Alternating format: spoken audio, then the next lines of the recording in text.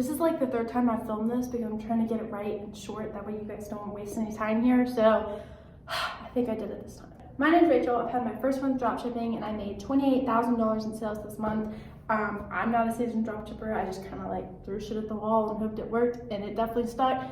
So I'm just going to talk about what I did to make 28K in my first month. So maybe there's another girl out there who could use a little 28K. Yeah, so by the way, my name's Rachel. I am a copywriter for emails. I dropped out of nursing school like a year ago, and I just got back from Thailand. So I started traveling the world because I guess that's what you do when you're a broke college dropout. Okay, so here's what I did, step by step. Okay. So first, I had no money, right? I dropped out of school. I was in nursing school, so I wasn't making that much money anyways, and I needed to pay for flights and Airbnbs and food while I'm traveling, so I needed to make money like super fast, right? I also didn't have any money to start with. So I knew that when I was dropshipping, I needed to pick a product that was not expensive to fulfill, right? Very cheap product, but that I could get people to pay a lot of money for. And I know what you're thinking. No shit, isn't that the name of the game? So I found a product, right, that was really low cost, and I got people to pay like 4 times the cost of this.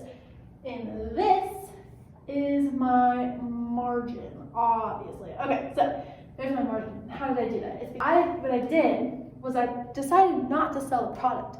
I was going to sell the status. Oops. Sorry, okay. I decided to sell the status of this product. But I'm going to call that the big emotional idea. I can't draw, but that is my makeshift light bulb. So I was not selling this. Can you even see that? Yeah. I sold a status. That way I could get people to pay 4 times more than what it took me to ship and fulfill the product.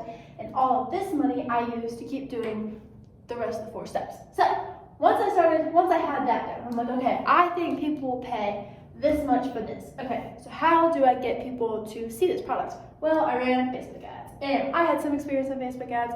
I knew a lot of people who had experience in Facebook ads, so I kind of had a little like cheat sheet, but hey, that's what YouTube's for. Basically, I was like, okay, I don't have any money. I can't pay an agency to run these. So I guess I'm just gonna have to make it myself. And I know that video ads convert really, really well, especially when you have big emotional appeal, right? So I created a video ad. We're just gonna do a cute little like camera. Sorry, I'm a visual person. I don't really do like words very well, so that's my camera. Okay. I don't know why I did an old cam, like I've never used one of those, but okay. I made a video ad, really cheap, basically like just really cheap. And instead of paying a bunch of money and just like hoping that an audience I picked would work, what I did was I tested 12 audiences on a $5 a day budget. And that's key, because if it's only $5 a day and I have 12, I'm spending like what, $60 a day, and then I can quickly see, okay, this audience works, this audience doesn't work. I'm gonna cut the ones that don't work and duplicate the ones that do work. And slowly I scaled to like $100 a day doing this. And then I can kind of see, okay, these audiences do well, these don't. That's kind of how I started scaling it really, really slow. So I wasn't putting in a bunch of money and then losing it. I was just kind of like putting my feet in the water very, very slowly. And this process took like 2 weeks just to give me a lot of data and train the pixel. This really got me to where I needed to be for sure. So that's how I got the product. That's how I made my high margins. I have like 30 to 45% margins. So that's how I got my high margins. That's how I got it in front of people. Then for number 3, all right, I got them on the page. Now I need them to buy more of this. And how do I do that? I sell this. So boosting AOV, average order value, right? I should probably do a video on each one of these just so like I can like digest it. I don't know, they say like when you teach people things, it helps. That's kind of like doing this. I also kind of want to just like be able to look back on like old and wrinkly and be like, oh, I remember when young Rachel was doing that. You know, it's just kind of nice. It's like a little photo album but for the 21st century. All right, I'm done. So boosting average order value, what did I do? Oh, you scared me again. Do you want to watch my lecture? Third thing I did was I boosted AOV, and the way I did that is I basically did not sell more of the product, I sold more of the big idea. So I started with a bundle, right, where you could buy 3, get 1 free. But I didn't sell more of the product, I sold more of the big idea. You'll have this much of a bigger impact. You'll feel this much better, that kind of thing. Keep that in mind, you're always trying to do this. So I did a bundle. Then, when they add all 4 products to their cart and they're like, oh my gosh, I just got one free. Then as soon as they click add to cart, I upsold them on a complimentary product. And I mean, it kind of depends on what this is. If you're selling hairbrushes, maybe it's a hair bracelet. Or if you're selling hairbrushes, maybe it's like a hair tie. I don't know. A lot of people do t-shirts, so you have to upsell them on a t-shirt. And that has to either both A, be attached to the big idea, and B, be like 5 times more than this, because you're probably going to lose money on this, right? Just after like cost of purchase and running Facebook ads and expenses, you're probably going to lose money on this. The goal is just to get people on this landing page and get them to pay a whole lot more. As they check out, you want to have a post-purchase, so after they pay, post-purchase upsell of the same thing as this, but with a discount.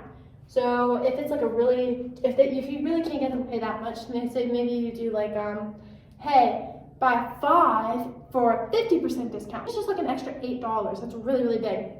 And another thing that I learned here is this post-purchase can also be a digital product. So I've seen really, really high conversion rates, like selling the same product that they bought, but maybe then there's like 2 upsells, whether they decline or accept this post-purchase, is like a digital product because there's no cost to fulfill. You do it once and it's done. And you can charge a good amount of money depending on what the digital product is. So that's how you boost AOV. Then after they pay, they're going to get a nice little email from Rachel. So these are emails, and keep in mind, I'm a copywriter, so I kind of have like a little bit of an insider's understanding of email. But there are tons of YouTube videos, you can learn a bunch, but I'll just say there are like 3, I would say there's 3. There's 3 main flows. There's the 3 that I started with. I didn't put that much time into emails. I don't think I know how much emails were, but it's kind of like, what's the saying? Like a shoemaker with no shoes. I just didn't want to think about it because I write emails like all day for people. So anyways, you have 3 email flows. First one is when someone buys. So I call it like the buyer's flow or something. Okay, buyer's flow. I'm like, hey, so-and-so, you're amazing. Reinforcing big idea. You're going to feel X, Y, Z tomorrow, whatever.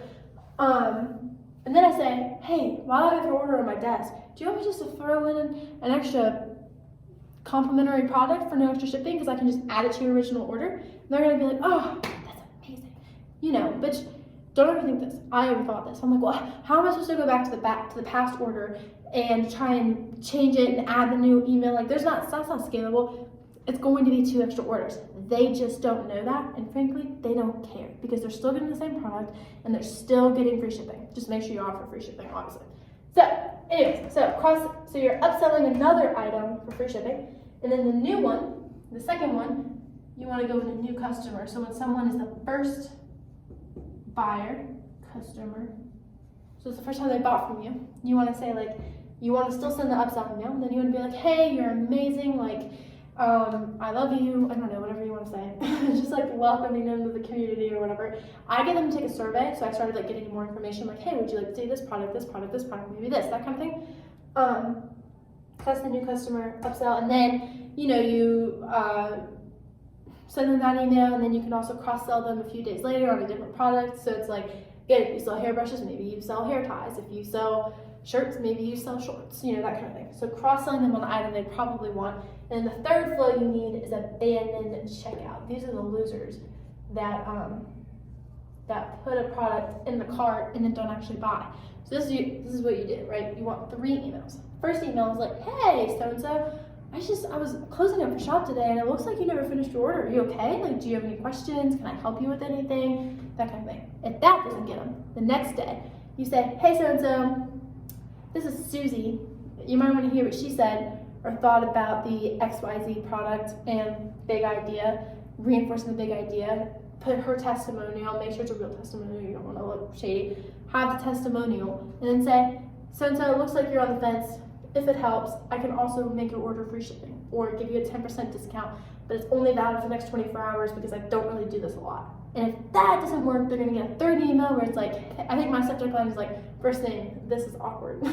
And it's like, hey, first name, I tried to reach out, no response, it's getting kind of weird, so I'm just gonna hope everything's okay with you, and hope all is okay, and just let us know when you're interested again. Usually they're gonna be like, damn, offer's ending, I should just do it, I don't want to make her feel bad, that kind of thing.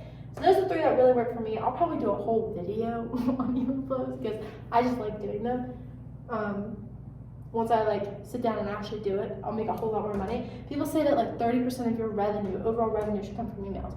Right now, full transparency, it's like 10%. So I have a lot of work to do. Maybe that'll be my next video, how I improve my emails. Okay, fifth step, and this is where I am at currently. What is this up? Oh, campaign emails. So I guess this is kind of like the 4th step. Sorry, my handwriting's getting like progressively worse. It's like 11 p.m. here and I'm still at the office. Okay. So, campaign emails. Basically, emails are a big revenue driver, but you can't just like ask people something and expect them to reciprocate. No, you need to give something back. So, this means you're sending emails about like company updates, information, reinforcing, talking about the community that you've built. Just being like, hey, how are you? Like, I hope all is well, getting them to reply to your email. So you want like 3 of those. So for every 3, you can make an ask. Like, hey, so-and-so, by the way, we just launched this new product. Would you like to check it out for 60% off? Because I know you care about big idea just as much as I do. Or I enjoy big idea just as much as you do, that kind of thing. So for every 3 campaign emails you send, like just content emails you send, you can make a big ask. And a little note there. Just because it's a content email doesn't mean you can't slide a little link at the bottom and say like, hey, if you know anyone, who would really benefit from a big idea, shoot them this link. And I make like $200 per email just from that, and it's not even really an ask. You're not asking them, you're asking if they know someone who could also benefit from that. So, yeah, this got me to 28K in sales. Right now we're in Chinese New Year, so I had no idea that that was even a thing. So I'm quite upset that I will have to stop sales for like a week and a half to 2 weeks. But hey, maybe I won't have to, and I can laugh about it a few months down the line. But I'm quite irritated right now. So anyways, this got me 28K. I'll make another video. I'm trying to do one a week. So if you're a girl in business and you just want to watch me make whiteboard videos, subscribe.